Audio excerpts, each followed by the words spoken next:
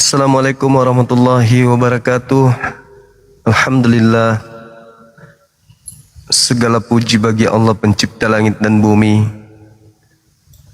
Salam serta taslim kepada baginda Rasulullah Muhammad SAW sebagai duta pencipta langit dan bumi, penutup para nabi dan rasul, yang menyempurnakan ajaran para nabi yang dibawa oleh nabi-nabi yang ada, yang diimani oleh tiga agama, Yahudi, Nasrani, dan juga Islam. Ditambah satu lagi, ajaran yang muncul di antara Yahudi dan Nasrani, yaitu Aliteng, Atolik, Antekota, Aten, dan lain-lain. Alhamdulillah, hari ini kembali kita mengajak teman-teman kita non-muslim untuk hadir di sini bersama dengan kita, tentunya membahas tema yang lagi hangat-hangatnya terkait dengan fitnah si Kristus palsu. Kristus palsu yang telah memfitnah para nabi, bahkan memfitnah Tuhan pencipta langit dan bumi, memfitnah Nabi Adam alaihissalam, memfitnah Nabi Musa alaihissalam. Semuanya difitnahnya. Tidak ada yang lolos dari fitnahan. Pencipta langit dan bumi aja difitnah, apatah lagi yang lain. Oke teman-teman sekalian, silakan di tap-tap layar, di follow akun kita ini, biar semakin banyak yang mendengarkan materi dialog lintas agama Islam dan juga non-muslim. Dalam hal ini mereka yang mengaku sebagai pengikut Bani Israel, bahkan mereka mengaku sebagai Israel Rohaye. Israel Rohaye mengaku anak-anak Abraham Rohaye, tapi cuma obat kuping doang. Tak mungkin anak-anak Abraham tidak bersunat. Anak Abraham tidak mungkin makan babong. Anak Abraham tidak mungkin menyembah makhluk kuburin. Enggak mungkin mereka mengkitabkan kitab perjanjian Beheru. Jadi mereka hanya sebagai orang zalim yang ingin mengajarkan ajaran Kristus balas kepada manusia-manusia yang gemar berdosa tapi mimpi masuk surga. Begitu teman-teman. Jadi kita mengajak teman-teman kita yang ngaku-ngaku keturunan Israel Rohaye, Abraham Rohaye, yang katanya bersunat Rohaye hanya untuk penipu. Ya toh? Mari kita angkat teman-teman kita dari seberang untuk membahas tema ini. Waktu dan tempat silakan Bobo.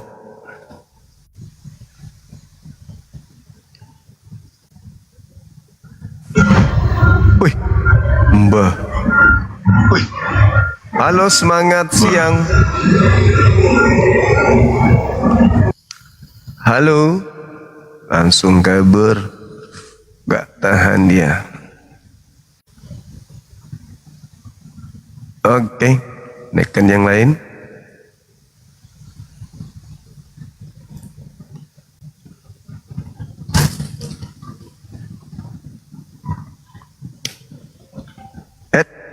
Nyangkut, enggak nyangkut dia teman-teman.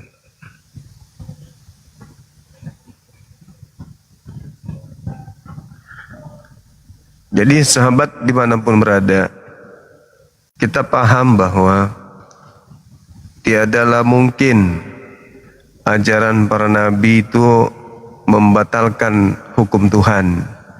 Itu enggak mungkin. Apalagi membatalkan keesaan Tuhan. Hanya sibilisisis yang membatalkan eksistensi Tuhan sebagai pencipta satu-satunya. Gitu. Debat kita, Bang.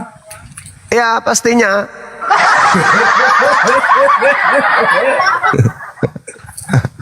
Pastinya. Tapi teman abang pelit, Bang. Kenapa bisa? Masa kok 80 lah mawar kan? Berapa? Oh iya, betul. Betul. Nanti aku suruh kirim Paulus nanti kita kirimkan. Paus. Oh, sorry. Iya, Paus. Tadi aku gereja, Bang. Ngapain di sana? Dengarkan firman Tuhan. Firman Tuhan. Lukas udah jadi Tuhan rupanya.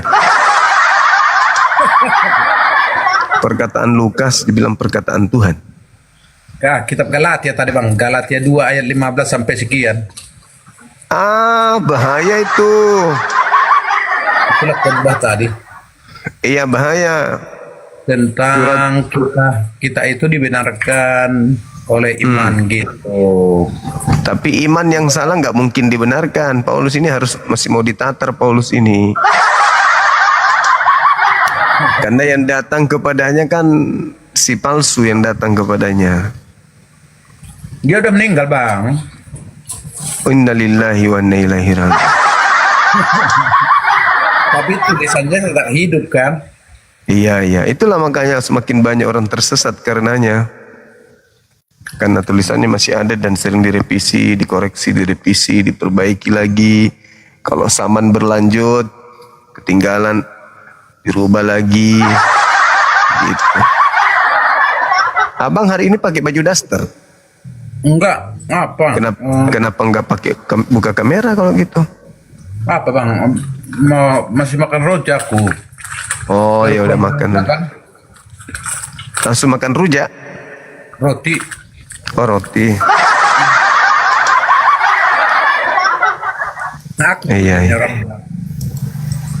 Iya. Abang ini baik. Abang suka makan jengkol? Jengkol ada sih, ada di sini banyak. Suka juga. Pete? Suka. Ulat sagu? Itu enggak ada di sini sagu, enggak ada di sini. Ulatnya maksudku. Kawin. Abang ini kan. Ya kan sekarang ulat sekarang udah berjalan dengan kaki. Kalau naik aku, Bang, jadi tambahnya pengikutmu 1.100, Kak. Iya betul. Tadi 700-an itu. Siap. Halo Saudara Rahmat. Saudara Rahmat, selamat siang. Halo.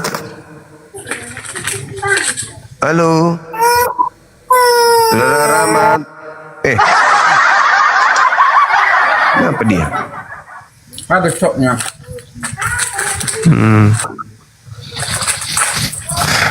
Jadi tema kita di sini terkait dengan fitnah si Kristus palsu atau di dalam Islam dikenal Dajjal Al-Masih. Jadi kerja dia cuman fitnah-fitnah doang. Tuhan difitnah turun ke bumi, jadi bayi, jadi manusia. Itu fitnah itu. Ajaran Tuhan difitnah. Halo, selamat pagi Saudara Uya. Bayu, Bang. Oh, sorry, terbalik. Iya. Silakan. Soalnya kamera saya kebalik. Silakan. Kepangkep, Bang, makan ikan bolu. Di mana dipangkep? Di mana itu nasa? Oh, itu nasa. Magawe itu pelek. Ikan bolu sama udang. Iya, cocok ki bang. Ikan bolu sama doang. Iya, sama doang. Cih.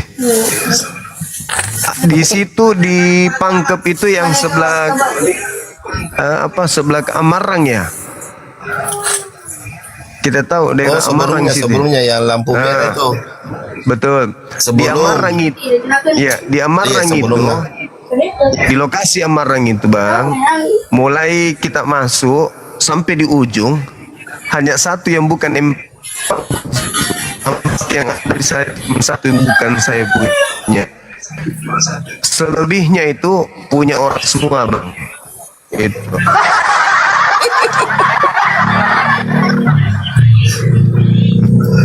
Bagus-bagus ikan bolu di sana, Lek. Gendut-gendut Iya. semua ikannya. Bagus-bagus ya, apalagi panas. Cuma ngasing. Karena ikan bolu. Ya, betul. Gimana tidak gemuk ikannya di sana? Makan rujak, makan gado-gado. Iya kan ya?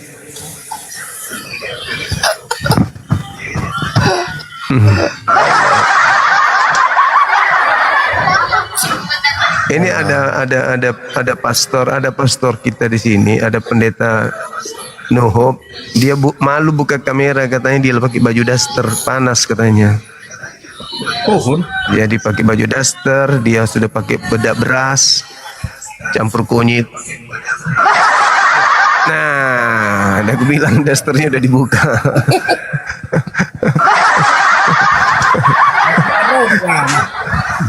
Makan roti. Iya, iya. Makan roti kayak orang Tunggu mau dulu, baru berkelahi turun aja. nggak? Tunggu dulu. Tunggu dulu, masih cerita sama Bang Suma ini. Tunggu dulu baru Ya. turun aku dong. Ya, Taingirong. Tak ngerong. Ayo ngerong. Taingirong. Baru satu mawarnya bang. Gimana? Baru satu mawarnya. Sulit kali. Ya. Baru satu mawarnya. Iya, karena Yang kami banyak. mau debat sama Bang Bang Juma. Bang Suma kirim, anunya Bang Suma kirim topinya baru saya kirim ikan bolu naik di Makassar. Maksudnya apa itu? Akhirnya gantian. Kirimkan dulu bunga-bunga. Kok dong.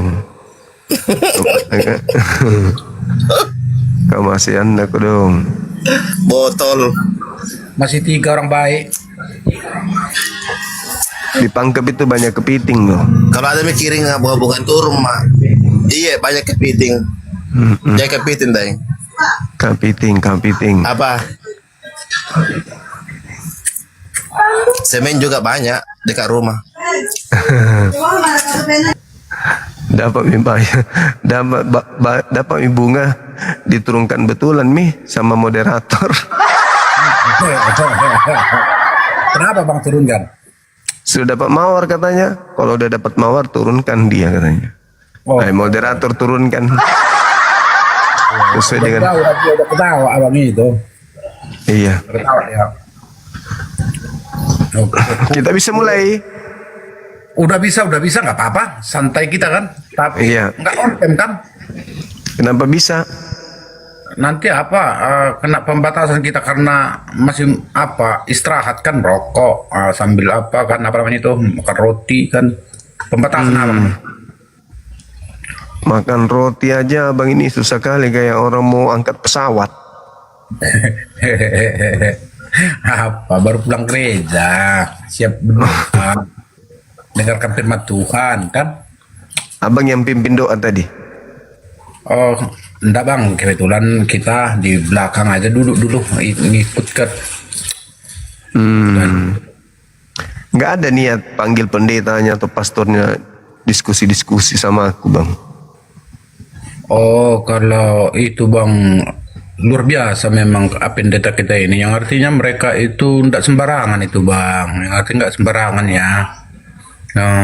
Itu bang. Iya ada bahasa Bataknya itu hahomion. Ya boleh kita Hahomion. Iya. Hahomion. Nah, kan Hahomion. di dalam ini bahasanya ini bang, yang artinya mereka tidak umbar itu. Boleh juga sih kalau member mereka udah, yang artinya entah berkhotbah ya lewat apa ini boleh kan gitu. Mereka udah mempersiapkan itu kan.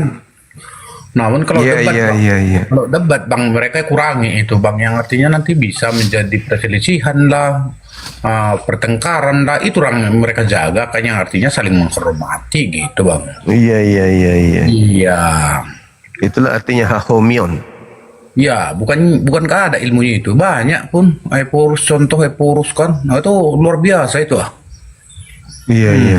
Kalau orang abang itu udah ustadz lah, apalah kan gitu ya kan. Udah tinggi itu kan. Iya. Itu bang. Seperti itu, Betul, ya. betul, betul. Jadi Kalau- ilmunya sudah tinggi sekali itu kalau Hahomion. Yang artinya Hakomion itu ya udah termasuk berbentuk rahasia lah itu. Hubungannya dengan Tuhan Allahnya seperti itu. Iya. Iya, iya, iya. Tidak bisa diumbar-umbar gitu. Sudah bisa jalan di atas air mungkin ya kalau ibaratnya sama Yesus. Itu pernah juga tuh Bang Yesus berjalan di atas air, itu disaksikan oleh para murid-muridnya kan? Iya, Iya, iya. disaksikan para murid-muridnya yaitu rasul.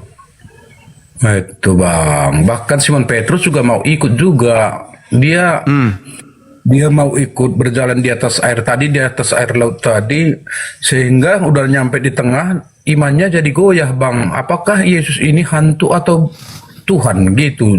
Ada pertanyaan dalam hatinya seperti itu. Jadi imannya goyah gitu. Nah, ketika imannya goyah, dia mulai tenggelam, mau tenggelam lah sempat dia kalau si Petrusnya ya. Karena apa? Itu pada waktu imannya kuat, kokoh, dia masih bisa berjalan di atas air. Tetapi ketika dia merasa bahwa Tuhan Yesus tadi hantu, disitulah imannya udah mulai goyah kan.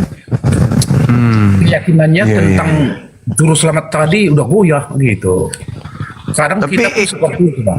Yesus itu jalan di atas air berapa meter jaraknya kira-kira itu ya? Penasaran juga aku. Karena kemarin waktu saya ke Medan, saya ke Toba, saya jalan di atas air juga itu kurang lebih 10-20 kilo Bang, saya bisa. Bisa jalan di atas air. Oh bisa. Saya nyebrang ke Samosir itu dalam waktu singkat. Iya kan jalan di atas air toh. Ngelintir aja kerjaanmu Bang, ngelintir gitu. Kan, intinya saya cuma duduk-duduk doang jalan di atas air kalah Yesus. Kalah dia. Aku ke Samosir makan durian, bolak-baliknya aku. Di atas airnya aku jalan sambil tiduran pula tuh. Sambil ngopi itu dengar musik. Tapi dia berjalan asli Bang, itu seperti Lah, aku itu. juga asli. Bedanya aku nggak dikira hantu. Yesus dibilang hantu dia. Itu dalam hatinya aja Bang, artinya imannya goyah. Kadang kita juga sebagai manusia untuk mengikut Tuhan itu kadang kita diuji juga kan iman kita. Kadang goyah. Harusnya ini. Harusnya gini Bang, pada saat mereka melihat Yesus jalan di atas air, harusnya bilang, oh Tuhan, ini malah teriak hantu. Iya. Hanya dalam hatinya aja nih udah goyah. Bukan Gitu. loh, Dia nggak percaya teriak loh gitu. mereka itu, teriak mereka, hantu, hantu, katanya, hantu. Bukan dalam hati. Bukan tukang karang, asli lo ada datanya itu lo, ada datanya itu Iya, benar itu Iya. betul. Jadi Yesus itu apa dibilangnya ya? Memang manusia yang diberi kekuatan dia. Al-Quran juga menerangkan itu. Cuman si Kristus palsu merubah kekuatan Yesus sebagai kekuatan Rasul. Si Kristus palsu merubahnya menjadi kekuatan Tuhan. Nah, kekuatan dewa jadinya. Sehingga pengikut-pengikutnya menganggapnya dewa Tuhan. Padahal biasanya itu seorang nabi, seorang rasul berjalan di atas air biasa. Karena dia nabi. Yang salah itu kalau yang luar biasa itu kalau seperti bom-bom berjalan di atas air. Nah itu sihir. Karena perutnya bom-bom itu seimbang dengan setara dengan 2 kuintal beras yang sudah di pabrik. Jadi tidak masuk Itu akal Bang, kalau udah bisa kita katakan teror gitu. Udah bisa ya. Yang bawa Ya? bom itu. Yang artinya itu terorisme. Ya kan? bukan bom. Bom. Iya. Beda bon Bang dah. Bom, ku bilang bom. Kalau dia jalan di atas air, ya itu sihir. Karena dia bukan nabi, dia bukan rasul. Tapi kalau dibilang dia terampung di atas air, pasti karena perutnya penuh gabah. Kan gitu, Bang.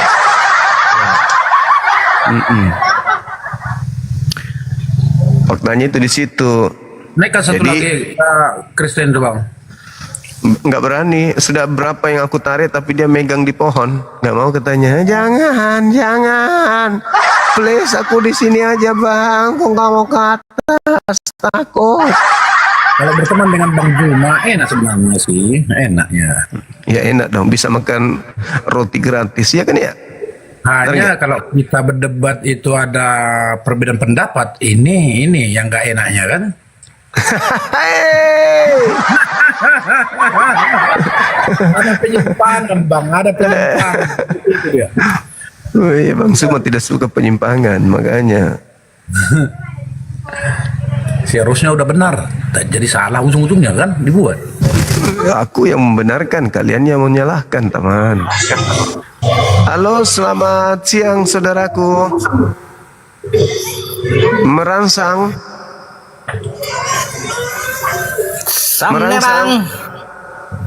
Merangsang atau sang merang? Yang mana yang betul? Nerang Bang Juma. Oh, kira ini merangsang. Sorry.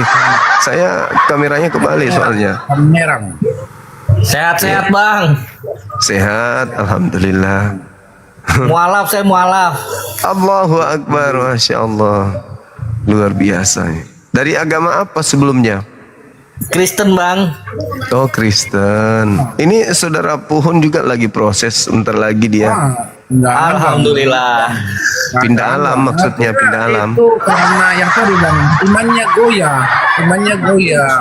Nah, sehingga terombang-ambing ketika imannya udah mulai pudar, udah mulai bimbang gitu. Disitulah dia yang artinya bisa jatuh atau bisa yang artinya dia mengarah ke yang lain. Boleh.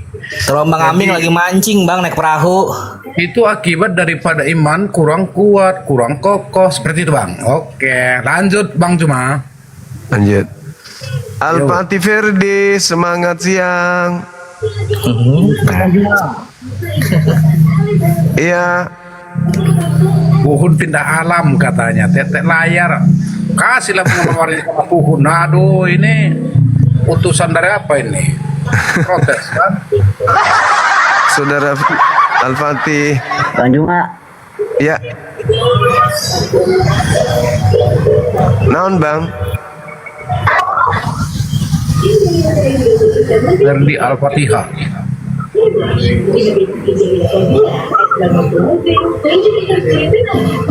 Nah dibawa aja dia. Dibawa Ayo aja boleh dia. ya, tanya-tanya dulu dong. Kenapa saudara Sam Oh iya. pindah agama Islam gitu dari Ada Kristen apa Bang? padahal? Kenapa itu Bang? Ya pindah agama Bang. Ya. Itu yang menjadi pertanyaan buat Abang Syam Nerang, yang artinya kenapa pindah agama Bang? Saya lebih yakin di Islam Bang. Bukan karena waras. Oh itu soal Tidak. keyakinan kan? Oh, Tidak ada paksaan, tidak ada apa-apa. oh iya. Bagus. Oh, udah lama makin Kristen, udah lama. Gitar. Kristen dari Berapa kecil, tahun? dari orok. Baru Keluarga Kristen nikah, semua. Kira-kira ya, yang artinya keluarga semua Kristen ya. Oke. Semenjak saya masuk Muslim, Ini saya soal diusir berbeda. oleh keluarga. Itu biasa terjadi. Lebih Tapi parah kalau alhamdulillah disuruh sekarang Tuhan, keluarga Bang. sudah merangkul lagi setelah saya punya anak. Oh, udah kembali. Wah. Udah kembali ke keluarga berarti ya. Ya keluarga sudah mengakui. Cuman ada satu om saya itu dia menarik ke Kristen lagi. Dia mau menjamin segalanya semuanya. Oh. Yang penting mau sama-sama ke neraka, bilang gitu. Tapi saya kagak mau balik lagi. Dikasih kemegahan dunia, tapi upahnya neraka, jangan mau. Kembali pada Bapa, di sanalah engkau akan ditebus. Katanya kan? Ya seperti itu bang. Ditebus dengan api. Kembali kepada Bapa ya gitu. Bapa di surga. Iyalah. Oke. Ini saudara kita Puhun sebenarnya juga udah cinta sama Islam. Cuman dia takut diusir sama mertua aja sih. Saya itu guru agama Kristen bang, yang artinya kalau memang ya saya pindah itu nggak guru agama Kristen lagi, yang artinya itu udah sampai mati lah, udah kita bawa kan gitu. Dan juga keyakinan kita di situ bang, seperti itu. Maksudnya jadi guru agama Kristen itu ajarkan orang-orang Kristen untuk menggunakan akal sehat gitu bang. Jangan Anda bawa orang-orang itu menjadi penghuni neraka, dosanya berlipat ganda itu. Kalau itu wajar itu bang, akal juga dipakai juga kan, karena akal itu diciptakan oleh Tuhan juga sama kita. Itu perbedaan manusia dengan ciptaan lainnya. Kalau ciptaan lainnya contoh kera, harimau, mereka itu tidak punya akal kan. Kenapa kita katakan tidak punya akal? Assalamualaikum Bang Zuma. Mereka tidak bisa. Waalaikumsalam saudaraku Bimoli, dari mana ini? Gimana kabarnya? Saya baik. Puji Tuhan kepada Tuhannya Yesus Kristus, Allah Subhanahu wa taala. Masya Allah. Penggabungan dua ini bang, yang artinya ada di sinkretisme bang, pencapaian Sinkretis. agama. Iya. Sinkretisme ya. Ya sinkretisme. Mau nanya nih ke Bang Puhun nih. Oh lanjut, nggak apa-apa. Lagi bisa. Yesus itu pas umur 12 tahun sampai umur 30 kemana dia? Kok gak ada ceritanya? Tamasya dia. Kuliah di luar negeri bang. Apakah dia ngajar karena ikut hukum Yahudi di umur 30? Dia pada waktu masa anak-anaknya juga mau juga ke Bait Allah. Itu kalau Yesus sering juga itu ke Bait Allah. Nah, tapi ya Bang ya, kalau misalkan ikut hukum Yahudi, di umur 18 dia harus nikah karena dia seorang rabi. Gimana tuh? Kalau sepengetahuan saya, Yesus itu tidak nikah dia itu bang, nggak ada nikah dia. Kawin mungkin. Iya, dia yang artinya mempersembahkan hidupnya hanya untuk Tuhan gitu. Seperti itu. Tanpa ada ikatan-ikatan ya seperti itu. Orang soleh dia, orang soleh Yesus itu. Iya, kalau kita Islam mengatakan soleh, soleha, solehi gitu. Seperti itu bang. Solehi. Solehi. Di dalam Kristen tuh menyembah Yesus ya? Ya Bang. Ayat yang jelas bang, iya kita sembah, kita puji dan kita muliakan seperti itu bang. Karena lewat dia kita bisa mengenal Allah Bapa gitu. Kalau tanpa perantara Yesus kita tidak bisa mengenalnya kan gitu. Tapi kepada Yesus itu proskuneo apa latria Bang? Udah masuk ke bahasa Latin ini bang. Latin atau Yunani atau apa ini? Latin ya, Yunani ya. Bahasa roh. Bahasa roh. Iya. Ya kan kalau menyembah khusus kepada Tuhan itu artinya latria Bang.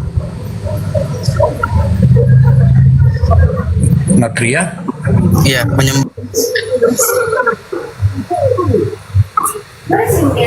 Muslim Kalau ini- turun ke bawah. Kalau ini perskuneo, ya. Muslim turun katanya dari bawah. Oh, saudara Al dari mana saudara Al? Oh iya, Assalamualaikum Bang Zuma. Cuma mau sampaikan buat Bang Zuma aja, terima kasih. Saya mengikuti. Waalaikumsalam warahmatullahi wabarakatuh. Iya, Iya. saya mengikuti. Oh, Oh, turun dia bang. iya. Ada moderator ke di bawah? Terus sendiri nggak apa-apa, biar dia mendengarkan di bawah ya. Oh, begitu. Bapak-bapak ah. Isi dengan Pak. Ada moderator di bawah? Yang mana? Ternyata. Jadi itu pamannya minta kembali ke agama Kristen. Iya, Bang. Diiming-imingi apa? Iya, semua Bang. Dijamin lah hidupnya. Oh gitu. Tapi kan Allah sudah menjamin saya semua sampai sekarang saya sudah punya semua. Alhamdulillahirabbil alamin. Masya Allah, luar biasa. Iya. Oh, syukur katanya bang. Ini abang kita mawar pun tak ada dia. Boro-boro dapat semuanya, mawar aja kagak ada. Makanya dia nggak mau buka kamera karena nggak dapat mawar. Aduh. Kalau udah ada sekitar 50 bang, buka kamera nanti bang, on cam. Nah, itu hebat dia kan. Iya. Bagus ini sama seperti teman kita Torosaki, mempersyaratkan kalau mau naik katanya harus kirim paus dulu. Iya. Biar Jadi waktu buka. itu saya di Komalnya aku nggak kirim paus, aku kirim ikan pari, Lah, langsung rungkat.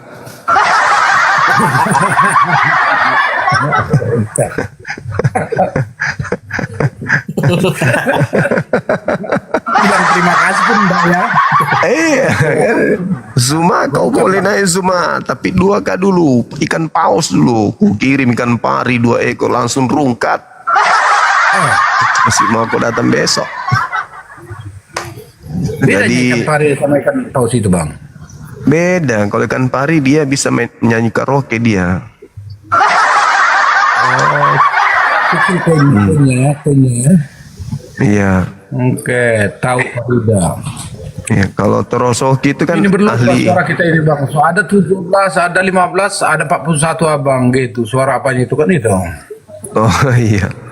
Iya. Kenapa minta apa ya bang ini? Kita polling dulu bang. Heeh. Polling ya. Biar semangat gitu maksudnya ya. Iya biar semangat. Kalau udah sampai nanti 50 tuhun, kita on cam tiga-tiganya. Oh Bisa di-retweet. iya. Satu pun 1.900 udah banyak itu 1.900 pak. Nah itu udah nyampe tuh. Udah nyampe. Ini yang mana yang menang nanti nih? Antara 3. Ini yang menjadi moderator nanti dia pemenangnya.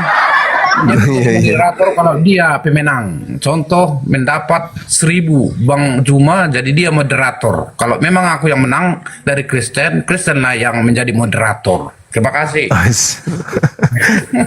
Ini Pak Guru yang pintar, Pak Guru ini. Guru di mana Bang ini? SD, SMP, SMA atau Manula? Kepala SD bang, kepala SD. Oh iya. Kepala sekolah berarti ya? Iya bang, ya bang. Oh syukur, alhamdulillah. Negeri, swasta atau sekolah-sekolahan? Negeri bang, negeri. Oh, abdi negara ternyata. Tinggal di Sumatera Utara ya, Sumatera Utara. Siap, Luas ini, siap. luas. Iya. Iya, oke. Perbatasan Aceh lah, perbatasan Aceh kita. Oh berarti wilayah-wilayah Samarinda gitu, dekat-dekat sana. Singkil. Oh, kirain dekat Samarinda, perbatasan Magelang dengan Bogor. Hah? Aceh berarti. Singkil bang, singkil. Di situ banyak orang daerah gitu. Oh gitu ya, Iya. mantap. Iya. Jadi itu udah bertaburan ini bang bintangnya semuanya. Kita ucapkan banyak terima kasih kepada para penonton kan. Iya. Semoga ditambah atau diberkahi oleh Tuhan lah kan. Iya. Kasih karunia yang begitu banyak ya. Oke, kita belum mencapai bang, masa dinyalakan kameranya. Iya. Ada pendeta Yohanes di bawah, silakan ajukan permintaan. Naik ke sini Bang biar di atas kita diskusi. Iya, Yohanes Pembaptis berarti itu Kristen itu bang. Iya itulah makanya. Silakan naik Pak Pendeta. Di atas sini bagi. Tinggal satu. Hanya baru 49, 50. Oke, terima kasih tepuk tangan buat Bang Juma. Iya, iya. Banyak ya. Siap, siap. Saya mohon rungkat lah. Mau rungkat. Udah tercapai keinginannya minta rungkat. Di bawah ada pendeta Yohanes, silakan Pak naik ke atas. Nanti kita ini bagi-bagi sembako di atas. Nah, ini dia. Ini dia udah on cam karena udah nyampe 50 kita komit gitu. Komit ya, yang artinya komit dengan permintaan moderator tadi. Bang Oh, Rahim ada juga. Angkang. Bang Juma, ya. Iya. Kalau host kita ini Bang yang mana tuh Bang? Kalau host kita itu? Dia orang ini dari Betawi apa? Betawi ini Betawi Madiun. Oh, kenapa nggak onken dia Bang? Dia dua natur. Oh, iya ya. Iya. Nahdlatul Ulama. Iya. Oh, Nahdlatul. Oke, gimana? Kita udah bisa ini. Udah bisa diskusi. Udah bisa Bang, udah bisa. Kita mulai dari mana atau judul itu kita rombak aja dulu Bang, fitnah si Kristus palsu. Ini yang mana ini sebenarnya abang motif abang yang artinya tujuan abang yang mana ini? Fitnah si Kristus palsu gitu. Bersumber dari mana apa abang ini kan gitu judul abang ini. Matius 24 nomor 4 nomor 5. Matius 24 ayat 4 dan 5. 4 dan 5. Bisa Bang bacakan dulu, kita simak dulu bersama. Waspadalah agar kalian jangan disesatkan. Sebab akan datang banyak penyesat memakai namaku dan berkata akulah Kristus. Mereka akan menyesatkan banyak orang. Jangan kamu percaya. Kan gitu Bang. Jadi harus pindah tempat dulu aku ini Bang, yang artinya harus ada alat kita kan. Lanjutlah Bang. Nah itu dia. Jadi Yesus meminta kepada muridnya agar waspada kepada penyesat yang datang memakai namanya dan berkata akulah Kristus. Artinya ada penyesat yang mengaku sebagai Yesus yang datang kepada orang-orang. Iya. Mereka akan menyesatkan banyak orang. Nah, yang menggenapi itu kan 1 Ananias, 2 Paulus, 3 penulis kitab Wahyu, 4 para murtadin. Yaitu mereka enggak memahami bahwa Yesus berpesan agar waspada kepada oknum-oknum yang mengaku Kristus. Gitu Bang. Termasuk abang ini. Enggak. Kalau aku termasuk Bang di dalamnya. Kalau yang dimaksud dia Kristus palsu itu termasuk antikristus itu udah Bang, yang artinya anti terhadap Yesus Kristus. Nah, Itu kalau yang dimaksud dengan masuk ini barang. itu. Masuk. Karena saya memandang Ya, bahwa ditambah lah maksudnya, biar jangan hanya stok 50, 100. karena yang saya pahami Data kita buka data. siap. Karena yang saya paham bahwa agama Kristen Ya. ini adalah agama anti Yesus. Kenapa Bang bilang anti Yesus padahal mereka yang artinya menuhankan Yesus itu sebagai Tuhan dan juru selamat padahal Nah, itulah. pandangan Abang mereka itu yang artinya si Kristus palsu itu salah tuh Bang. Itulah kenapa Kristen disebut anti Yesus. Itu alasannya. Karena Yesus mengajarkan kesaksiannya bahwa dia adalah rasul. Tapi ditolak oleh Kristen. Kerasulannya ditolak. Malah diimaninya sebagai Tuhan. Itulah bukti bahwa Kristen itu anti terhadap Yesus. Gitu.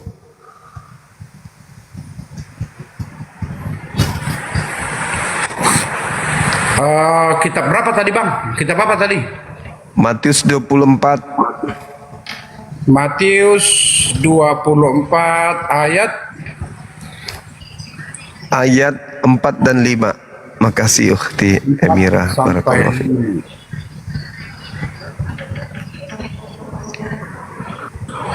Banyak yang ngetik di bawah buka baju bang katanya. Oh, panas bang, panas. Ada ini kipas angin, tapi Makanya disuruh buka baju. oh ya, kayak gini. Iya. Apa bang? Panas. Adanya ini apa? Kipas kita, tapi oke, kembali kita ke Matius 25 ayat 4 sampai 5 gitu. Matius pasal 25 ayat 4 sampai 5. 24. Matius 24. Oh ya 24. salah bang, abang pikir. Oke. Salah bang. Sorry. 24 ayat 4 sampai 5. Ini adalah peringatan awal dari Yesus kepada murid-muridnya agar tidak disesatkan oleh nabi atau Mesias palsu. Latar belakang ini, peristiwa ini terjadi di Bukit Zaitun ketika Yesus menubuatkan kehancuran Bait Allah. Para murid kemudian bertanya mengenai tanda-tanda akhir zaman dan kedatangannya. Latar belakang peristiwa, konteks lokasi berada di lokasi Bukit Zaitun. Yesus memandang ke arah bait suci yang ada di Yerusalem. Itu yang pertama ya. Yang kedua, pertanyaan murid juga kita angkat juga dari sana. Ada pertanyaan murid daripada Tuhan Yesus di sana. Murid-murid bertanya, kapan bait suci akan hancur dan apa tanda akhir zaman? Itu yang menjadi pertanyaan dari salah seorang murid Yesus Kristus kepada Tuhan itu sendiri. Kepada Yesus ya. Itu yang menjadi pertanyaan. Kapan akan hancur dan apa tanda akhir zaman itu? Jadi itu nanti boleh kita jawab juga ya, apa yang menjadi tandanya. Pasti ada yang menjadi tanda-tanda akhir zaman ya. Yang kedua, bagaimana situasi politik juga. Situasi politik pada waktu itu ada juga pada masa itu banyak tokoh pemberontak Yahudi mengaku sebagai pembebas dan menyesatkan banyak orang. Pada waktu itu ada tokoh-tokoh juga, tokoh politik yang menyatakan bahwa mereka pemberontak Yahudi ya, mengaku sebagai pembebas bang, yang artinya membebaskan mereka dari penderitaan, membebaskan mereka dari perbudakan gitu bang. Itu secara politik ya, situasi politik pada saat itu. Jadi banyak penyesat. Mereka yang artinya Yesus mengajarkan agar mereka waspada terhadap penyesat. Penyesat yang datang. Orang Yahudi yang berpengaruh tadi. Itu bang yang dimaksud oleh Yesus. Yang Agar artinya waspada kepada penyesat yang datang. kepada penyesat. Iya. Nah, berarti penyesatnya datang kepada siapa? Tunggu bang. Tujuan Yesus ada juga di sana. Tujuannya yaitu untuk memperlengkapi umatnya gitu, memperlengkapi umatnya dengan kewaspadaan rohani agar mereka waspada, agar tidak tersesat dengan pembebas tadi. Nah, tokoh-tokoh yang berpengaruh tadi mengatakan mereka pembebas gitu. Ini yang dimaksud oleh Yesus, yang artinya waspadalah gitu terhadap ya hal-hal yang seperti itu. Oke. Itu bang. Terima kasih. Itu peringatan Yesus kepada siapa waktu itu? Peringatan Yesus kepada murid-muridnya, yang artinya murid-muridnya mengikuti Yesus tadi kan gitu. Mereka bertanya tentang akhir zaman itu. Lalu Yesus menjawab kan? Itulah yang abang bilang tadi, yang artinya ada pengajar palsu lah, dia segala macam. Apakah itu Pak Tumorang ada di zaman sekarang? Banyak sekali bang, ada banyak sekali juga bang. Kalau menurut pandangan kita, tapi itu belum apa juga. sepenuhnya ada di akhir zaman nantinya yang paling menakutkan lagi Bang. Yang artinya tanda itu apakah udah ada? Ada, sebagian tanda itu ada. Gempa bumi di mana-mana ada gitu. Gempa bumi apa kan gitu.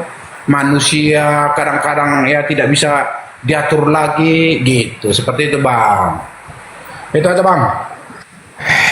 Iya, jadi Yesus memberi peringatan kepada muridnya saat itu agar waspada kepada penyesat yang datang kepada muridnya. Benar Bang, benar. Itu yang Nah. mau diajarkan oleh Yesus kepada murid-muridnya.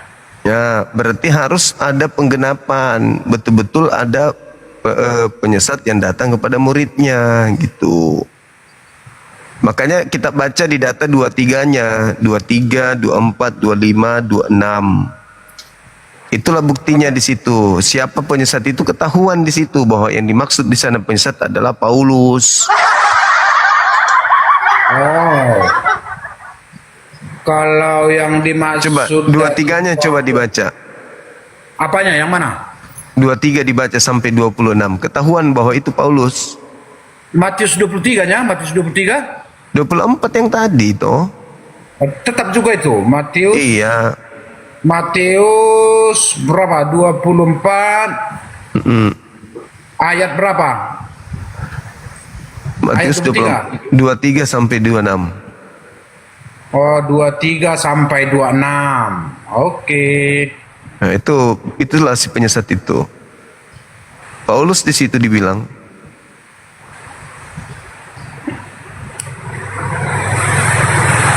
dibaca Bang. Ya. Ini termasuk peringatan Yesus ya. Pada ayat 23 ini termasuk peringatan keras Yesus berpesan, jika orang muridnya. berkata kepadamu, lihat Mesias ada di sini, jangan kamu percaya. Kamu percaya. Yang kedua, tanda-tanda menyesatkan. Akan muncul banyaknya penyesat yang mampu melakukan tanda atau mujizat besar, bahkan berpotensi menipu orang-orang pilihan sekalipun. Pada ayat 24, larangan mencari ke tempat tertentu. Umat dilarang pergi mencari ke padang gurun dan bersembunyi di ruangan tertentu. Pada ayat ke-26, kedatangan anak manusia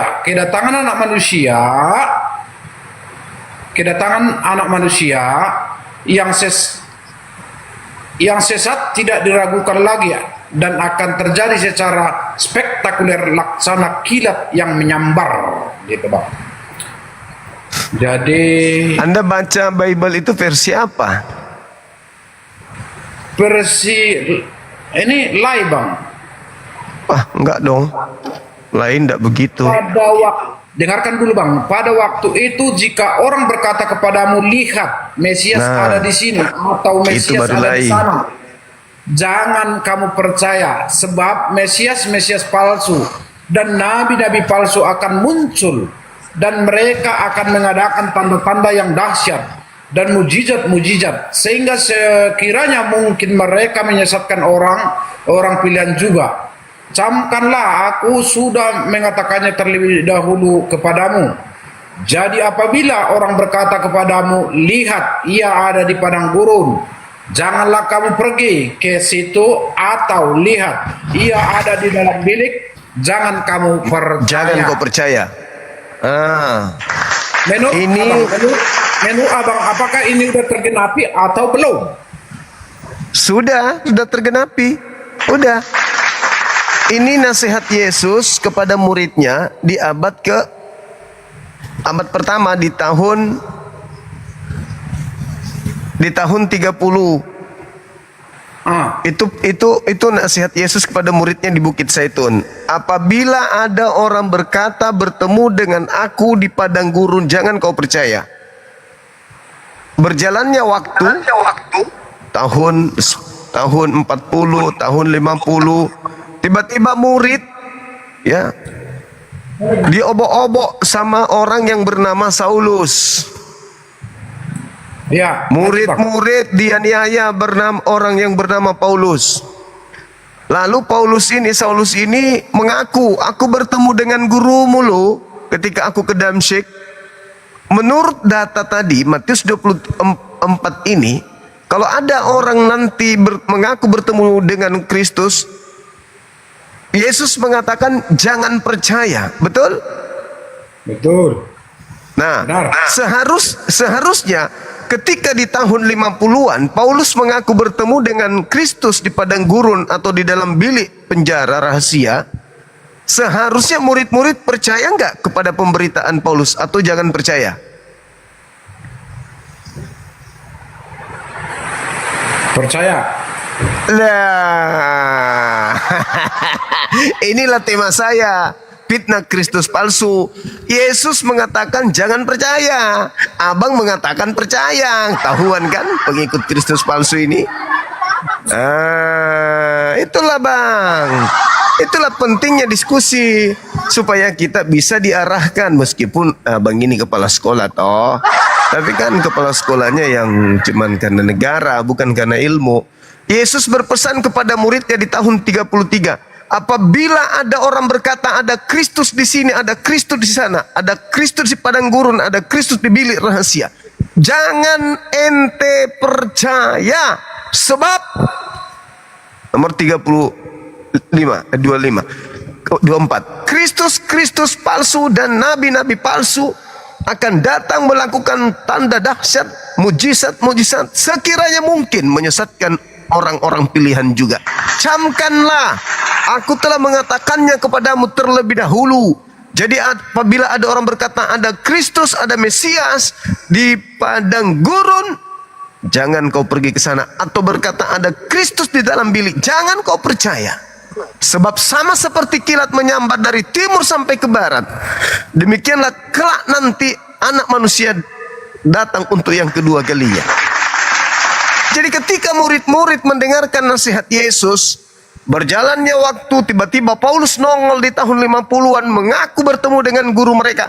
Kalau mereka percaya kepada nasihat gurunya, maka mereka tidak boleh mempercayai Paulus itu. Maka dengan kata lain, apabila ada orang yang mengajarkan engkau menjadi Katolik, menjadi Kristen, menjadi Advent, menjadi Pentakosta, jangan kau percaya. Itu maksudnya. Jadi di sinilah yang artinya ada kehilapan abang juga yang artinya kalau saya perhatikan itu yang artinya abang ucapkan tadi tentang ada yang artinya suara diiringi suara malaikat atau tiup sangkakala dan lain-lain sebagainya. Sebenarnya ini belum terjadi bang, yang artinya belum terjadi apa yang abang katakan tadi. Betul. Makanya dia katakan sebab kalau aku yang datang, maka tanda-tanda ini menyertai aku. Matahari menjadi gelap, bulan tak percaya, bintang berjatuhan, kuasa langit berguncang. Apakah itu sudah terjadi pada zaman Paulus? Tidak terjadi, maka jangan percaya, itu bukan aku. Belum terjadi pada saat itu bang. Belum terjadi. Makanya ketika ada yang mengaku Kristus kepada Paulus, tapi tidak ada tanda-tanda yang Yesus sebutkan, jangan percaya, itu bukan aku. Sebab kalau aku yang datang, tanda-tanda ini menyertai. Matahari menjadi gelap, bulan tak bercahaya, itu aku. Selain daripada itu bukan aku. Meskipun dia mengaku aku, jangan kau percaya, itu bukan aku. Itu maksudnya, andai saja Yesus asli yang datang kepada Paulus, maka kiamat sudah terjadi di abad pertama. Kita nggak ada lagi di ini sekarang. Tapi karena yang datang kepada Paulus adalah Kristus palsu, maka dunia masih berlanjut sampai detik ini. Itu abangku. Makanya aku bilang lepaskan itu kalung. Kalung itu sangat berpengaruh, menyesatkan. Kalau ya Rasul Paulus tadi yang abang maksud dia sudah termasuk apa ajaran yang artinya pengajar palsu atau sesat. Kalau itu pandangan abang, saya tidak berterima bang, karena dia juga yang artinya kembali dia dipanggil oleh Yesus yang artinya menjadi pemberita Injil. Ada juga yang menjadi apanya bang, bukti daripada sumber kitabnya kan ya, bahwa ya, itulah yang dimaksud. Dia menyesatkan. Bagaimana mungkin Paulus bisa menyesatkan tanpa alat-alat yang dia punya? Dia harus memiliki alat untuk menyesatkan orang. Mujizat, pengajaran, Itu harus dimiliki karena Yesus mengatakan mujizat-mujizat, tanda-tanda, kekuatan-kekuatan sekiranya mungkin untuk menyesatkan manusia pilihan juga. Memang Paulus dipersenjatai untuk itu. Bahkan kalau Anda lihat di dalam KPR Kis 16 nomor 16 sampai nomor 18, Paulus itu diberi kekuatan dari iblis. Iblis yang mempromosikan kerasulannya. Di situ tertulis iblis yang mempromosikan, iblis yang kemudian mempamerkan, iblis yang kemudian mengajak orang-orang memahami bahwa Paulus itu adalah utusan yang maha tinggi. Kisah para Rasul apa? Itu bang, Kisah iblis. berapa? Kisah para Rasul 16 16 ayat 16 nomor 16 sampai Itu ada? nomor 18. Nah, Sampai 18. iya, coba dibaca. Nanti aku kasih data lain.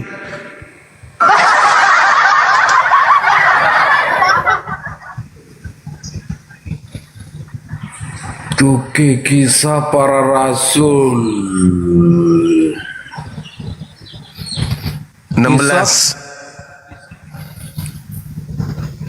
Oke, pada suatu kali ketika kami pergi ke tempat sembahyang itu, kami bertemu dengan seorang hamba perempuan yang mempunyai roh tenung. Dengan tenungannya, tuan-tuannya memperoleh penghasilan besar. Ia mengikuti Paulus dan kami dari belakang sambil berseru, katanya, orang-orang ini adalah hamba Allah yang maha tinggi. Mereka memberitakan kepadamu jalan kepada keselamatan. Ayat 18, hal itu dilakukan beberapa hari lamanya, tetapi ketika Paulus tidak tahan lagi akan gangguan itu, ia berpaling dan berkata kepada roh itu, demi nama Yesus Kristus, aku menyuruh engkau keluar dari perempuan ini. Seketika itu jugalah keluar roh itu.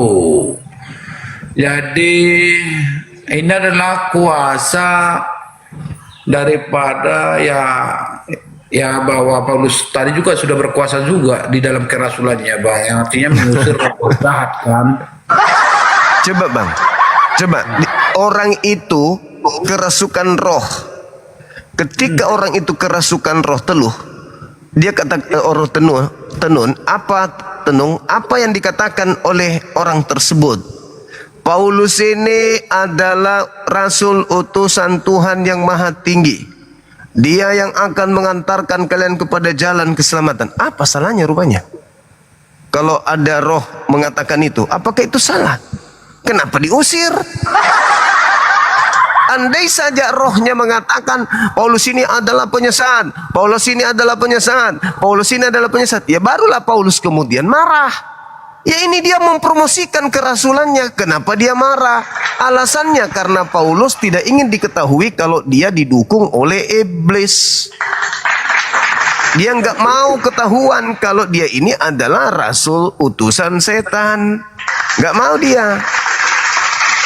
Karena di dalam 2 Korintus 12, Paulus sendiri mengakui bahwa di dalam tubuhnya ada utusan iblis yang senantiasa menggoco dirinya. Mungkin karena dia sering digocok makanya dia bersalin.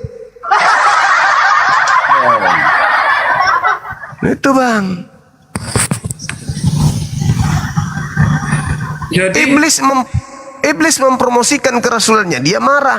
Artinya kalau iblis sudah mempromosikan kerasulan Paulus, ya iblisnya sudah masuk Kristen. Iblis itu sudah mengakui kerasulan Paulus, berarti dia sudah Kristen itu. Iblis juga sempat masuk Kristen ternyata. Coba Anda ulang lagi. Inilah mereka orang-orang yang diutus yang maha tinggi. Dia akan mengajarkan kalian kepada keselamatan. Paulus marah. Loh, kenapa marah? Dia mengajarkan yang tidak benar rupanya? Tidak kan? Dia mengajarkan hal kebenaran berdasarkan dengan misi Paulus. Dia harus dipercayai, dia harus diteladani sebagai utusan Tuhan. Kenapa ketika iblis mempromosikan itu dia marah? Alasannya jelas. Paulus tidak ingin diketahui kalau dia sebenarnya utusan etan. Makanya yang datang kepadanya itu Kristus palsu. Ini yang membuat pendeta Leo tadi malam sampai sekarang ini lubang anusnya tertutup rapat, kentut pun susah sampai hari ini. Apalagi gara-gara materi itu, gara-gara materi ini yang datang kepada Paulus itu adalah Kristus palsu. Karena Yesus mengatakan jangan kau percaya. Jangan percaya. Yang percaya orang Roma, Bang. Yang percaya orang Yunani. Yang percaya orang Belanda. Orang Portugis. Masuk ke Indonesia ngajarin kalian. Kalian percaya ikut-ikutan. Orang Yahudi nggak percaya. Makanya sampai hari ini Kristen tidak bertumbuh di tempat kelahiran Yesus. Karena mereka nggak percaya Paulus. Sesuai dengan nasihat Yesus. Apabila ada orang berkata ada Mesias di sini, ada Mesias di sana, jangan kau percaya. Jangan. Murid-murid tidak percaya. Keturunan murid-murid nggak percaya. Yang percaya Roma, Yunani. Sampai ke Indonesia. Kalian percaya Indonesia lebih banyak Kristennya daripada di Israel sana. Mana murid-murid Yesus? Mana keturunannya murid-murid Yesus? Ribuan orang menjadi saksi Yesus terangkat ke surga. Ribuan orang makan kemudian roti dari Yesus. Mana mereka Kristen? Enggak. Enggak Kristen. Karena ketika Paulus datang, Paulus ditolak.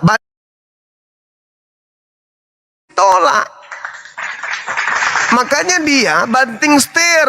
Diakuinya di dalam Galatia 2 nomor 8. Oke. Aku memang diutus hanya untuk orang-orang yang tidak bersunat. Diakuinya, menyerah dia. Oke. Aku diutus kepada non-Yahudi. Galatia 1 nomor 15. Gak berdaya dia menghadapi murid-murid Yesus. Gak berdaya. Gak laku ajarannya di tengah-tengah Bani Israel. Gak laku. Makanya dia ke Roma. Di Yunani pemakan babi dan orang-orang tidak bersunat merangkul dan menerima ajaran Paulus. Ke Arab diludahin. Kalau ke Arab jangan coba-coba masuk ke sono. Ajaran makan babi mana bisa diterima di sono. Tapi kalau di Roma, Yunani, wah pasti orang suka. Karena memang nenek moyang mereka jauh sebelum Yesus datang mereka memang tidak bersunat. Jauh sebelum Yesus datang mereka memang pemakan babi. Jauh sebelum Kristen datang mereka memang ibadah setiap minggu. Mereka memang selalu merayakan Natal sebelum ada Katolik Kristen. Itu tradisi Roma Yunani kuno dari sejak dulu. Tapi berubah di abad keempat menjadi Katolik resmi. Habis itu di abad 6 muncul lagi Protestan. Begitu seterusnya. Padahal ajaran itu akarnya dari Mesias palsu yang datang di padang gurun menemui Paulus. Masa nggak heran abang ini sebagai guru?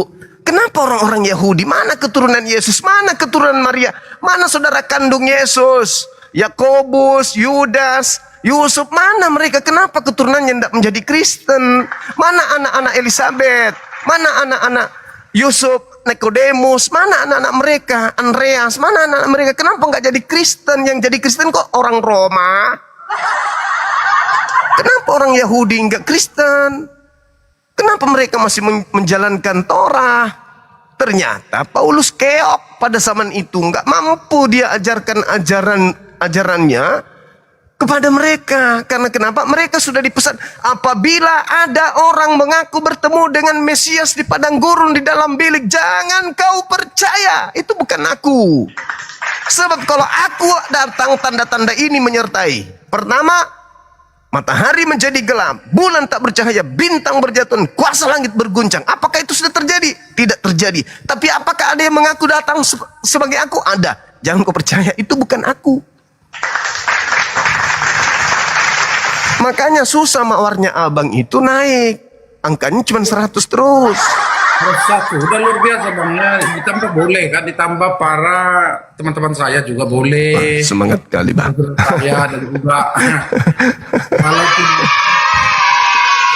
Oke, saya tanggapi dulu bang ya.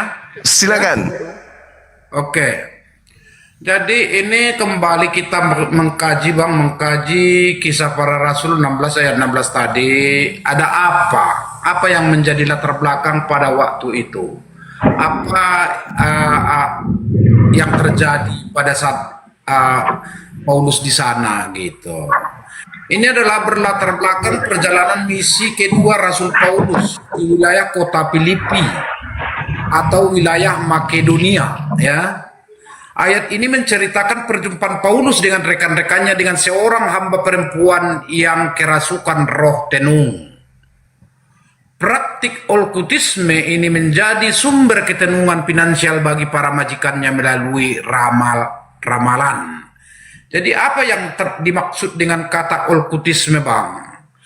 Okkultisme adalah paham atau ajaran mempercayai, mempraktikkan hal-hal gaib seperti magis atau kekuatan supranatural, ya, berbentuk rahasia tersembunyi atau gelap gitu. Itulah yang terjadi, yang dihadapi oleh Paulus pada waktu itu. Itulah yang menjadi tadi adanya Rasul Paulus yang artinya mengusir roh-roh jahat tadi atau roh-roh petenung tadi. Itulah makanya yang artinya kerasulan Paulus itu pada waktu itu adalah ini misi kedua itu yang terjadi pada waktu Paulus tadi, yang artinya mengusir roh-roh jahat tadi. Benar bahwa itu adalah kekuatan, itu bukan kekuatan Paulus sendiri, tapi itu adalah roh daripada Tuhan itu sendirilah yang membantu dia untuk mengusir roh jahat itu, Bang. Itu kalau menurut keyakinan kita, ya, keyakinan kami sesuai kitab Kisah Para Rasul 16 ayat 16 tadi, Bang. Ada punya latar belakangnya, Bang, yang artinya yang dihadapi pada masa itu, yaitu ada di sana banyak peramal, ada banyak petenung, ada banyak yang membuat apa namanya itu tadi, Bang, yang artinya roh-roh peramal lah. Itulah yang dihadapi Paulus tadi, sehingga dia mendoakan itu yang kerasukan tadi, kerasukan setan itu, sehingga roh itu keluar daripada dia keluar. Itu bukan karena kekuatan Paulus, Bang. Itu ikut daripada pernyataan daripada Tuhan kita, yaitu Yesus Kristus tadi, lewat rohnya, yaitu Roh Kudus gitu, Bang. Terima kasih, Bang, itu aja dulu. Iya. Jadi kalau kita lihat, ya, bagaimana Paulus melakukan mukjizat. Satu, menggenapi apa yang Yesus sebut dalam Matius 24 yang tadi.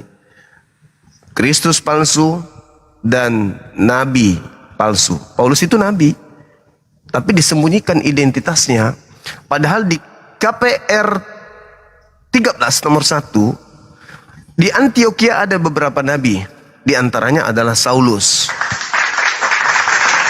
Jadi KPR Kisah Para Rasul itu 13 nomor 1 menjelaskan Paulus itu nabi, tapi namanya Saulus. Nah, si nabi ini mampu bermujizat. Sampai-sampai kalau kita lihat dalam Kisah Para Rasul 14, dia dianggap dewa di sana. Dia dianggap dewa. Dia dianggap Tuhan malah. Kenapa bisa dianggap Tuhan Paulus ini? Karena dia melakukan banyak mukjizat. Dianggap dewa Hermes oleh penganut penyembah dewa Zeus. Sampai-sampai orang datang mempersembahkan lembu kepada Paulus karena dianggap dia adalah dewa Hermes. Tapi Paulus mengatakan, bukan aku yang dewa. Yang dewa itu yang benar adalah namanya Yesus. Maka orang tidak menyembahnya, tapi merasulkannya. Dia mengajarkan untuk menyembah kepada dewa. Dewa siapa? Dewa Yesus. Jadi Paulus ini memang menggenapi itu, menggenapi. Dan semalam saya sudah katakan bahwa bukti kalau yang datang kepada Paulus itu adalah Kristus palsu, karena yang datang kepadanya bukan manusia, tapi mengaku Kristus. Sedangkan Kristus itu gelar manusia yang diurapi Tuhan. Sedangkan yang datang kepada Paulus, dia mengatakan, aku menerima Injil bukan dari manusia. Bukan manusia yang mengajarkan aku Injil. Aku menerimanya bukan dari manusia, tetapi dari Kristus Yesus. Kristus. Nah, bagaimana bisa disebut Kristus kalau dia bukan manusia? berarti dia palsu. Yesus mengatakan, waspadalah agar kalian jangan disesatkan, sebab banyak penyesat datang memakai namaku dan berkata, akulah Kristus. Padahal tidak diurapi. Kristus itu artinya adalah manusia yang diurapi. Ketika dia bukan manusia, berarti dia tidak Kristus, sebab dia tidak diurapi. Ketika dia bukan manusia dan dia tidak diurapi tetapi mengaku Kristus, maka dia Kristus palsu. Paulus mengatakan yang datang kepadaku bukan manusia, tetapi Kristus palsu, tapi Kristus Yesus. Berarti yang datang ini Yesus palsu, karena Yesus asli itu diurapi. Itu yang pertama. Yang kedua, Yohanes mengatakan di dalam suratnya, 2 Yohanes 1 nomor 7, siapakah penyesat itu? Bukankah dia yang pergi ke seluruh dunia yang tidak mengaku Yesus datang sebagai manusia? Dialah penyesat itu, dialah antikristus itu, dialah dajjal itu, pikar Kristus. Artinya bahwa penyesat itu jelas datang kepadanya Yesus, tapi dia tidak mengaku Yesus datang sebagai manusia. Aku dari Rasul Paulus yang menjadi rasul bukan oleh manusia, tetapi oleh Tuhan kita Yesus dan Allah Bapa. Galatia 1 nomor 1. Itu yang dikatakan Paulus. Aku menegaskan kepadamu, wahai saudara-saudaraku, bahwa aku menerima Injil. Aku tidak menerimanya dari manusia. Bukan manusia yang mengajarkan aku Injil. Aku menerimanya bukan dari manusia, tetapi dari Yesus Kristus. Berarti bukan anak Maria. Bila mana bukan anak Maria, berarti bukan manusia. Kalau bukan manusia, berarti penyesat yang memakai nama Yesus alias Ebes. Itulah yang datang kepada Paulus yang diibadahi setiap hari Minggu. Kenapa ibadah hari Minggu? Tuhannya Yahudi mengatakan di dalam Keluaran 31 nomor 14, kuduskanlah hari Sabat. Apabila Anda yang tidak menguduskan hari Sabat, bunuhlah dia. Bunuh. Itu dalil, diperintahkan. Tapi kenapa berubah hari Minggu? Tuhannya Yahudi tidak pernah mengajarkan ibadah Minggu.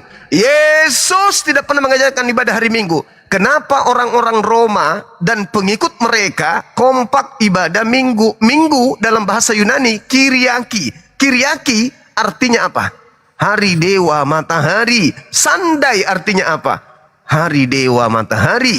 Kenapa mereka ibadah hari Minggu? Karena sejatinya Roma Yunani memang menyembah dewa matahari, tetapi karena Paulus datang mengajarkan kepada mereka dewa baru dalam nama baru, dewa lama dalam nama baru, yaitu Yesus, di mana tertulis KPR KIS 17 nomor 23. Paulus datang mengajarkan bahwa sembahan-sembahan yang disembah oleh orang Athena itu adalah sembahan yang mereka tidak kenal, yang Paulus ajarkan dalam nama Yesus.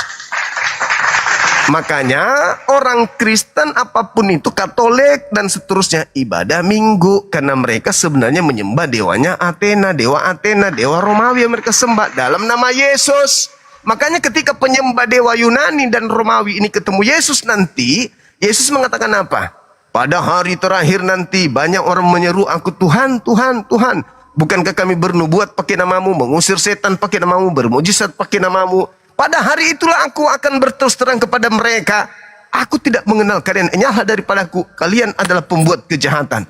Siapa mereka yang membuat kejahatan ini?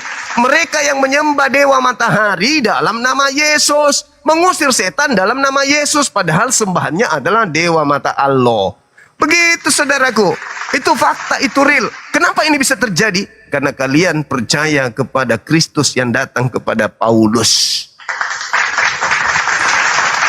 Sombong kan kalian di depan Tuhan? Kami ini bukan hamba Tuhan lagi. Kami ini ada anak-anak Tuhan. Termute abang. Padahal abang itu adalah anak-anak dewa matahari. Wahyu 22:16.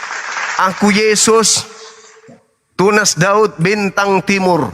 Bintang timur. Lucifer dong. Begitu abangku, silakan. Oke. Udah panjang lebar abang jelaskan tentang yang abang apa, tapi tetap juga Nggak ngerti. banyak, tergelincir gitu, terpelintir gitu. Terpelintir. Iya. Oke, lanjut.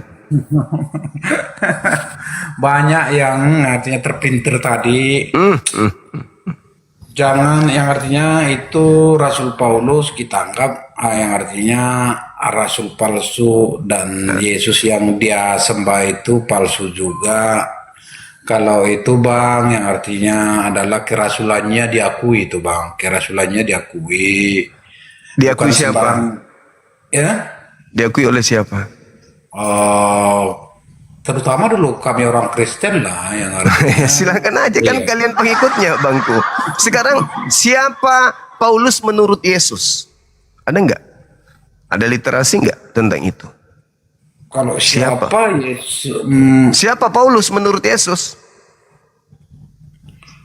Kalau yang pertama dia pemberontak menurut Yesus.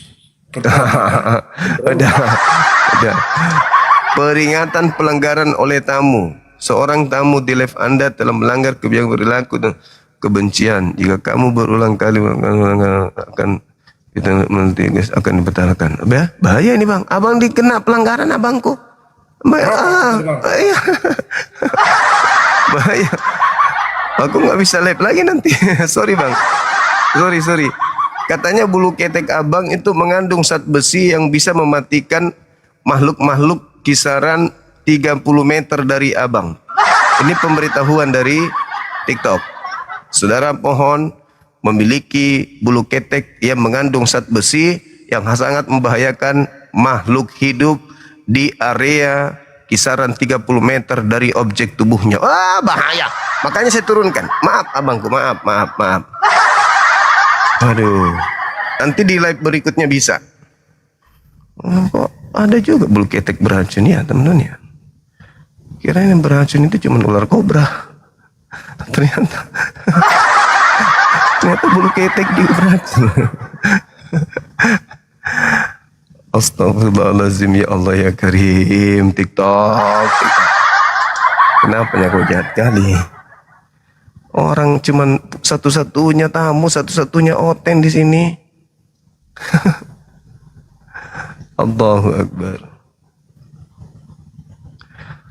Enggak dong, enggak disebut Bang Zuma sebagai tamu, enggak. Disebut namanya langsung disebut tadi. No hope. No hope. Melakukan pelanggaran. No hope. Bukan akunya. Begitu teman-teman sekalian. Oke, habis ini kita akan live di Bang Suma 01 ya teman-teman. Sisa 11 menit, 10 menit di sini. Target Bang Arif tercapai untuk melivekan tiap hari Bang Suma official supaya beliau juga terdata di TikTok bahwa akun Bang Suma official ini adalah akun yang aktif untuk memberitakan kebenaran sesungguhnya. Ya, itu penting untuk dipahami saudara-saudara sekalian, khususnya saudaraku Kristen. Kami sebagai muslim ini terherman-herman melihat kalian. Kenapa kami terherman-herman? Andai saja nih analogi sederhananya, kan ya, Indonesia Islam mayoritas. Muncullah kemudian cerita-cerita Islam itu dari Arab Saudi. Islam itu di Mekah, Madinah. Islam itu di sana tadinya berjuang untuk menjadi sebuah agama yang besar. Islam itu tadinya adalah agama yang lahir dan berkembang pesat di Arab. Tapi faktanya yang mayoritas di Arab hari ini adalah Hindu misalnya.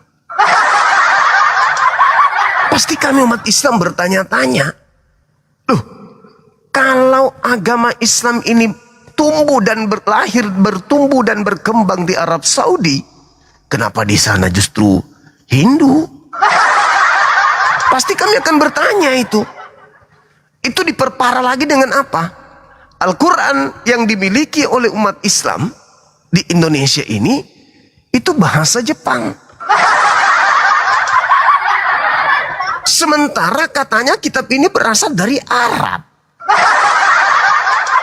Kok isinya bahasa Jepang, bahasa Indonesia? Kenapa bukan bahasa Arab? Diperparah lagi, sisa-sisa Islam yang masih ada di Arab memiliki kitab sendiri dan menggunakan bahasa asli Arab. Sementara di Indonesia mayoritas Islam kitabnya ngaku ke Al-Quran juga katanya, tapi isinya bahasa Jepang. Kenapa nggak sinkron? Diperparah lagi, orang Arab tidak mengakui bahwa ini adalah Al-Quran yang di Indonesia. Lalu bagaimana mungkin saya ingin bertahan di agama ini? Agama ini lahir di Arab, yang tumbuh di Arab justru Hindu. Kitab yang kami punya ini bahasa Jepang, sementara di Arab ada kitab yang seirama tapi bahasa Arab. Di sana masih menyembah kepada hakikat yang lain, sementara kami menyembah kepada hakikat manusia. Bagaimana saya mau mempertahankan akidah saya ini? Ngaku dari Arab, tapi di Arab tidak berkembang. Di Arab kitabnya juga beda. Di Arab sembahannya juga beda. Gimana saya mau menganut agama ini? Satu-satunya yang membuat saya bertahan dengan agama saya itu apa? Kenikmatan duniawi yang dijanjikan di dalamnya dan janji-janji syurga. Di kitab yang ada di Arab diharamkan makan babi. Di kitabku boleh makan babi. Di kitab yang ada di Arab gak boleh ibadah selain hari Sabtu. Di kitab saya bebas, gak ada perintahnya khusus wajib.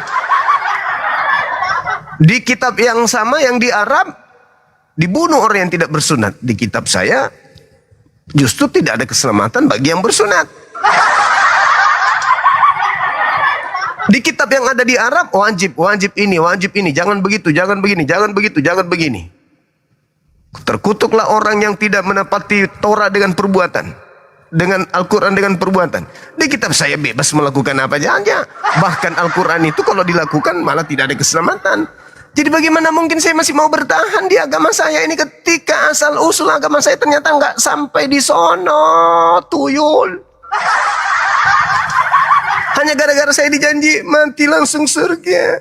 Dosa-dosaku udah ditebus oleh seekor lembu besar yang digantung di bawah pohon cemara. Bagaimana mungkin? Hah? Sementara orang yang ada di Arab masih mengais-ngais sujud ibadah, masih memelihara tradisi para nabi-nabi. Bagaimana mungkin saya percaya dengan agama saya yang ini, yang konon dari sana, tapi kok nggak sama, Tuhannya nggak sama, hari ibadahnya nggak sama, tradisi budaya ritualnya nggak sama. Bagaimana saya mau percaya? Katanya ini agama dari Arab 2000 tahun yang lalu, berkembang pesat di sana. Tapi begitu saya ke sana, saya malah diludahin di Arab. Hah? Mau sampai mana saya harus bawa kegilaan ini, kawan-kawan? Hanya dipertahankan oleh karena setiap bulan kita harus menyetor per 50-an. Wah, ternyata dia bertahan agama ini bukan karena kebenarannya. Agama ini bertahan karena adanya unsur per 50-an yang menjadi ajang bisnis dunia. Tahuan. Gimana ceritanya nih? Kita susah-susah ini membayar per 50-an per bulan, ternyata mana kebenarannya dari sana mana? Orang di sana nggak ada yang percaya kok. Ternyata begitu saya pelajarin, rupa-rupanya per 50-an ini hanya disetor kepada pembendaharaan masjid, di mana yang menerima wajib hukumnya hanya kepada bangsa Arab suku Badui. Alamak. Sementara yang di masjid saya yang di sini bukan orang Arab Badui. Di dia orang Jawa. Dia orang Cina. Malah orang Cina ini mendirikan masjidku hanya untuk berbisnis. 5 anaknya didirikan semua masjid. Supaya masjid-masjid anak-anak saya banyak jemaatnya. Dan jemaatnya bisa menerima per 50-an setiap bulan. Alamak. Ternyata agama saya yang tidak berkembang di Arab ini berkembang di sini karena fulus. Bukan karena kebenaran, coy. Tapi karena fulus. Alamak. Sampai banyak yang bertengkar. Bertengkar hanya gara-gara mimbar masjid. Bertengkar hanya gara-gara per 50-an. Wah, satu masjid, 2 kubu jemaat saling ribut. Waduh. Ternyata bertahan hanya gara-gara pusing. Bukan gara-gara kebenaran. Ya Allah ya Karim. Wah, kacau ini kalau begini. Polri pun diturunkan ke lokasi untuk meredam kericuhan.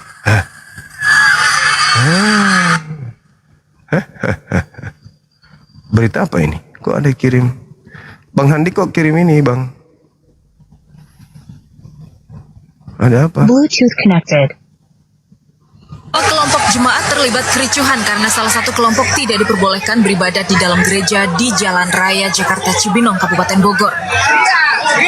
Jemaat bahkan berbuat anarkis, berusaha merusak tembok gereja, namun aksi ini dihentikan polisi yang diturunkan ke lokasi. Kericuhan berawal saat prosesi pelantikan pendeta Tiapul Boru Hutahian menggantikan Gideon Saragih. Namun jemaat pendeta Gideon Saragih menolak pelantikan pendeta baru karena dinilai menyalahi pimpinan pusat. Mau melaksanakan peraturan HKBP secara Ratusan aparat gabungan TNI Polri pun diturunkan ke lokasi untuk meredam kericuhan.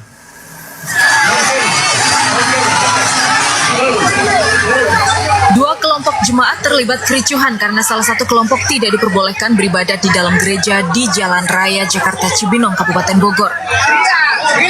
Jemaat bahkan berbuat anarkis, berusaha merusak tembok gereja, namun aksi ini dihentikan polisi yang diturunkan ke lokasi. Kericuhan berawal saat prosesi pelantikan pendeta Tiapul Boru Hutahian menggantikan Gideon Saragih. Ini kok masjidnya kok aneh ya? Kok bisa masjid kok rebutan mimbar? Apa ini? Ada aja ini.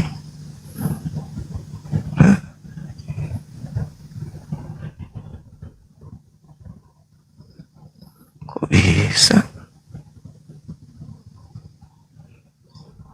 Waduh. Parah juga ini. Jadi pagi tadi antara dua kubu jemaat rumah ibadah di Cibinong, Kabupaten Bogor, Jawa Barat. Polisi menangkap 2 orang karena diduga menjadi provokator dan membawa senjata tajam. Ini masjid di mana? TV1. Bentrokan terjadi saat sekelompok orang mencoba masuk melalui gerbang Gereja Huria Kristen Batak Protestan atau HKBP di Cibinong, Kabupaten Bogor, Jawa Barat. Mereka mengaku sebagai pendukung salah satu pendeta. Pasukan polisi dan TNI berupaya menengahi untuk meredakan konfrontasi antara kedua kubu jemaat gereja. Masa membubarkan secara paksa kegiatan ibadah Jemaat Gereja Kristen Misi Sejahtera, GMS, di Jalan Ring Road Selatan, Sewon, Bantul, Daerah Istimewa Yogyakarta, Ahad, 24 Mei 2026. Dalam video yang viral di media sosial, sejumlah massa mendatangi lokasi gereja saat ibadah berlangsung. Waduh, kenapa bisa sama orang masjid sama umat Islam? Ramai di media sosial salah satu unggahan video yang menunjukkan kerukunan beragama di negeri ini masih jadi masalah. Waduh, parah kali. Kenapa?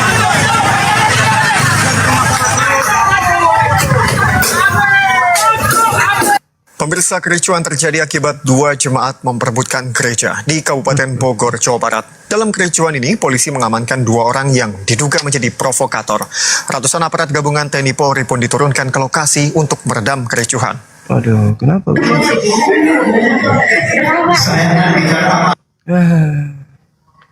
Kenapa bisa begini? Jemaat Gereja Makam Kudus dari Palestina dihalangi polisi Israel untuk rayakan Paskah di Yerusalem. Lain pula ini Orang mau bahas masjid kok lari ke Palestina. Aduh. Kenapa ini? Jemaat gereja kok kenapa masuk di sini ya? Kita kan mau bahas masjid. Apa ada nih ya? Parah.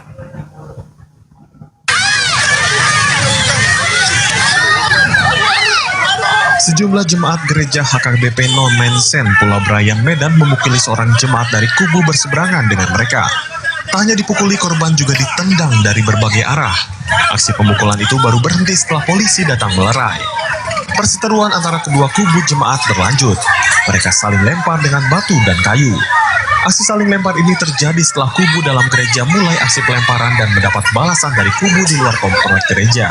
Meski polisi sudah turun tangan melerai, kedua kubu ini provokator dalam ibadah. Tidak, mereka tidak provokator.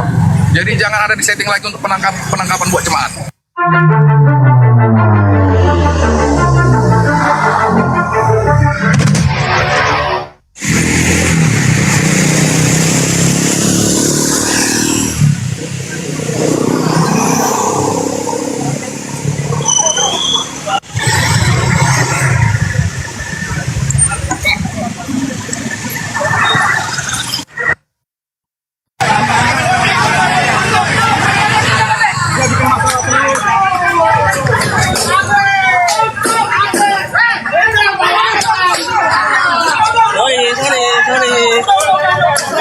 Ini kok antar jemaat masjid ribut? Apa sih orang ini? Kurang kerjaan apa? Aduh. Mana ini teman-teman? Kok jemaat masjid ribut? Bahaya ini.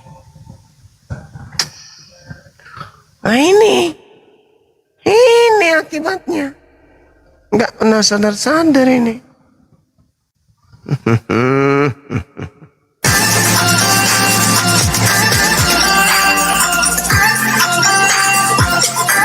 Pop jemaat terjadi di Jalan Budi, Cawang.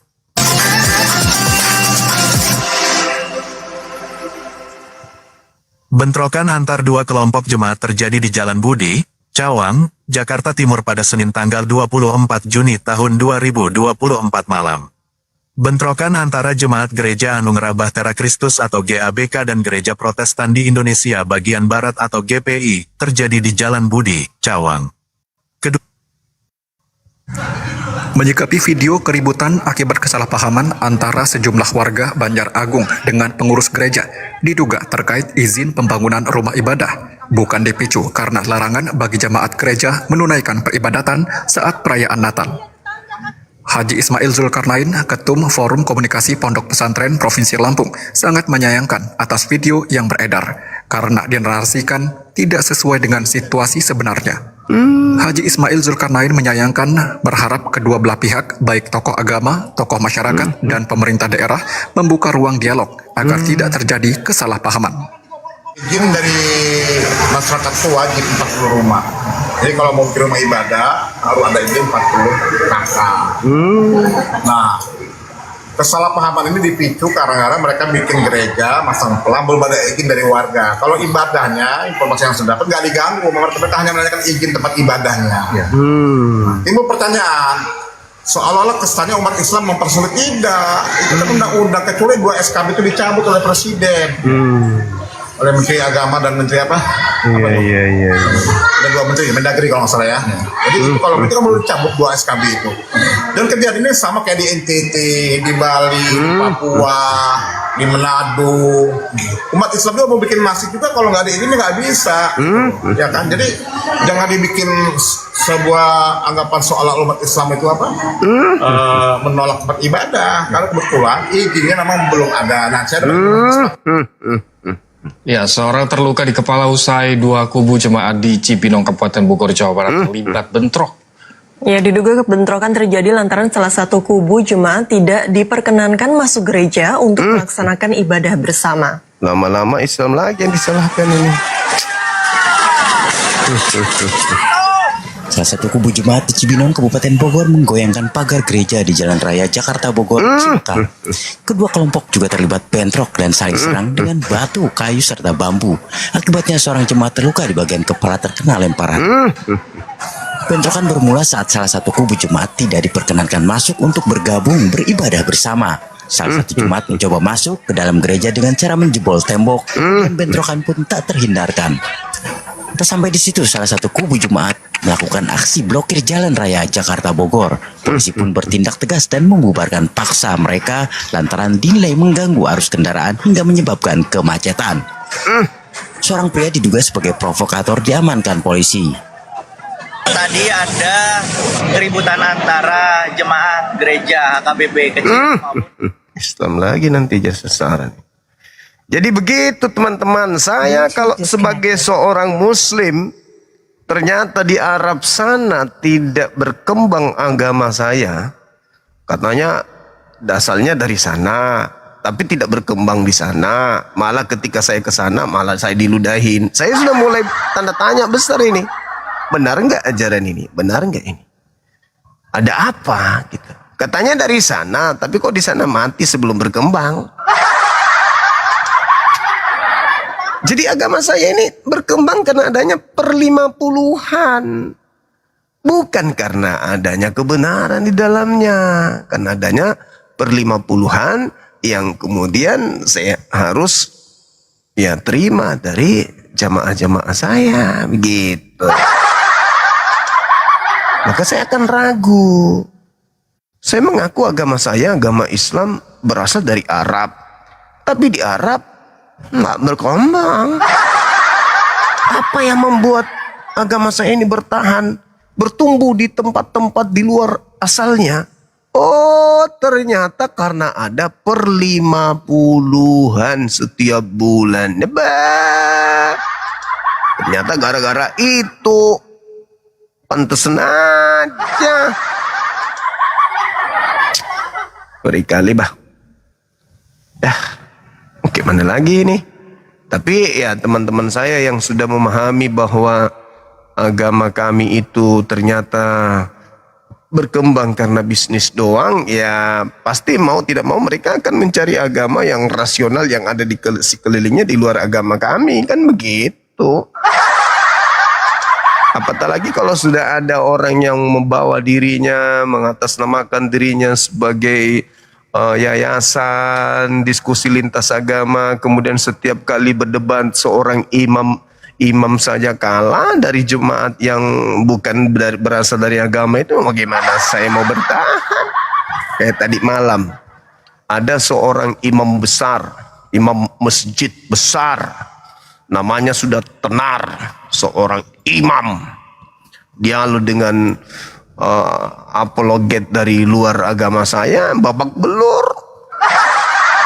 Saya jadi malu.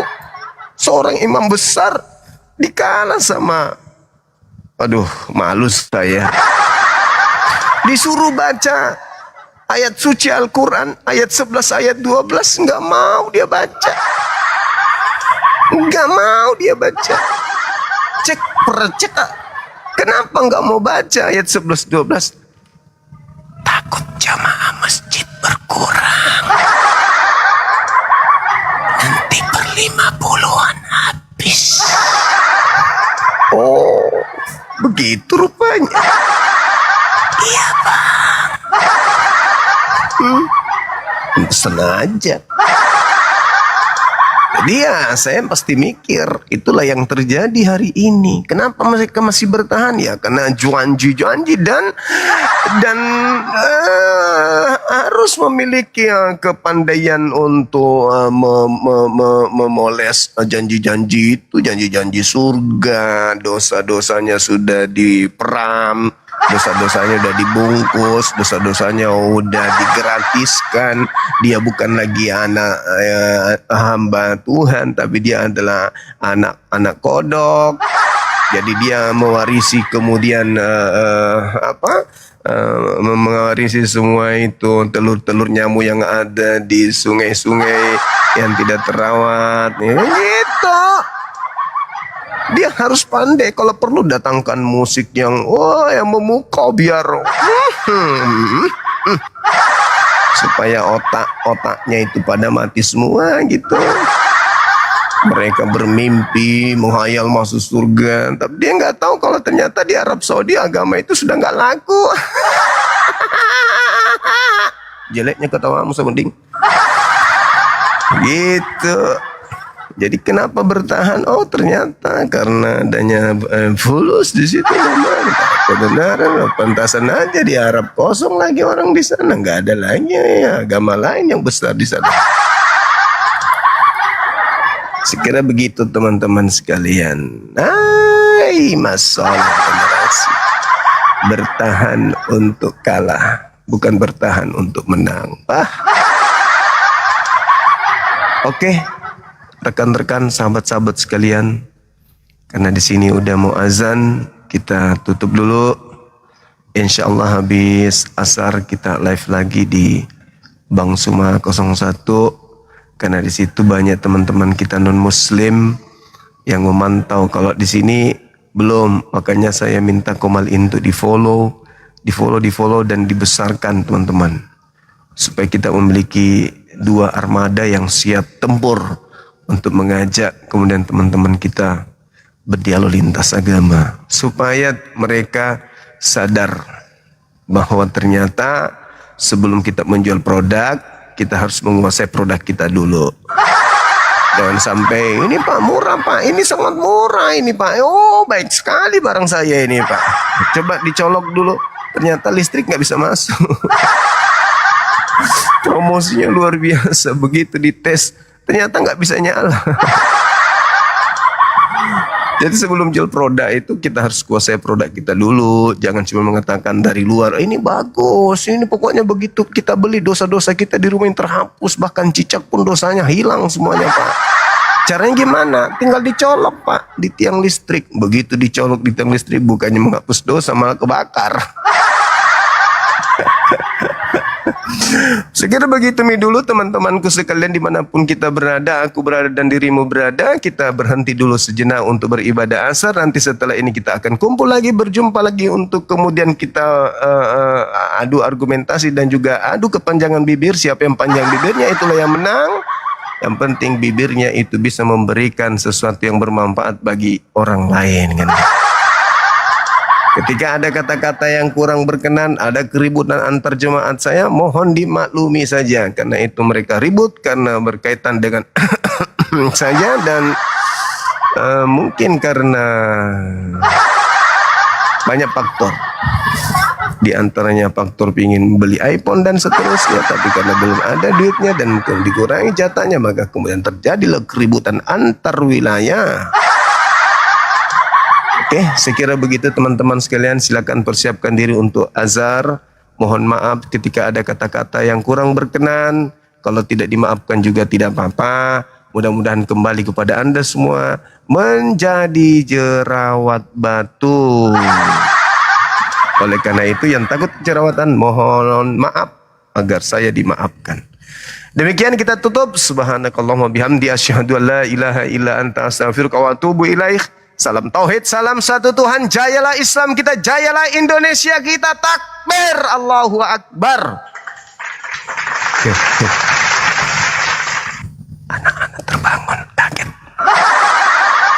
Ada teman-teman non-muslim, ketika kabar kebenaran yang saya sampaikan itu sempat menyenggol hati saudara, saya minta maaf, kebenaran harus diungkap. Karena perintah dalam agama kami, sampaikan kebenaran itu meskipun monyet, kera, dan semuanya dan lain-lain, bahkan manusia tidak menyukainya. Tapi sampaikan, itu adalah sebuah kewajiban. Assalamualaikum warahmatullahi wabarakatuh.